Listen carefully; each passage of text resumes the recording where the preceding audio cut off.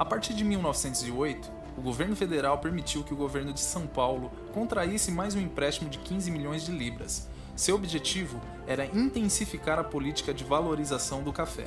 A estratégia surtiu efeito. A partir do ano seguinte, os preços começaram a se recuperar. Durante a Primeira República, o Brasil recebeu milhões de europeus e asiáticos que vieram para cá em busca de oportunidades de trabalho e de ascensão social.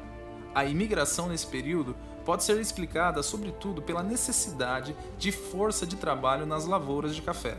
No entanto, a Primeira Guerra reduziu muito o fluxo de imigrantes. Após o fim do conflito em 1918, aconteceu uma nova onda de imigração. Essa onda se prolongou até 1930. As regiões Centro-Sul, Sul e Leste foram as que receberam um volume maior de imigrantes. No ano de 1920, 93,4% da população estrangeira que vivia no Brasil estava nessas regiões. São Paulo era o destino favorito, porque o estado concedia facilidades como passagens e alojamentos. Além disso, sua economia em constante expansão oferecia muitas oportunidades de trabalho. São Paulo se destacou. O estado concentrou 52,4% de todos os estrangeiros no país. Os italianos formaram um grupo de imigrantes mais numeroso, com cerca de 35,5%. Em seguida, vinham os portugueses com 29% e os espanhóis com 14,6%. Embora em números menores, outros grupos foram muito importantes. Um exemplo foi o caso dos japoneses, que vieram sobretudo para São Paulo. O primeiro grupo chegou em 1908 para trabalhar nas lavouras de café. Até 1925, a administração paulista concedeu subsídios para a imigração japonesa em vários anos. A partir dessa época, o próprio governo japonês começou a financiar as passagens dos imigrantes. Os japoneses ficaram mais tempo no campo que qualquer outra etnia, mas como pequenos proprietários. Eles exerceram um papel expressivo na diversificação das atividades agrícolas. Nessa época, os japoneses já não iam mais para as fazendas de café. Outros grupos minoritários importantes foram os sírios libaneses e os judeus. Ao contrário dos japoneses e dos espanhóis, esses dois grupos se concentraram desde a sua chegada, principalmente nas cidades. Ambos constituíram também uma imigração espontânea, não subsidiada. O auxílio governamental só era dado para quem fosse destinado às fazendas.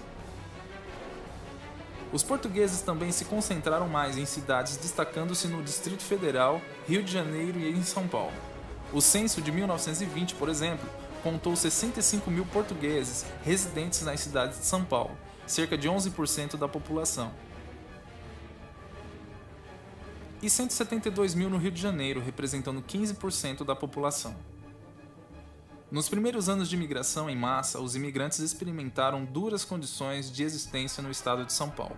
Essas eram condições gerais de tratamento dos trabalhadores no país. Nessa época, os trabalhadores quase equivaliam a escravos. Por causa das condições encontradas, um grande número de imigrantes voltou ao seu país de origem.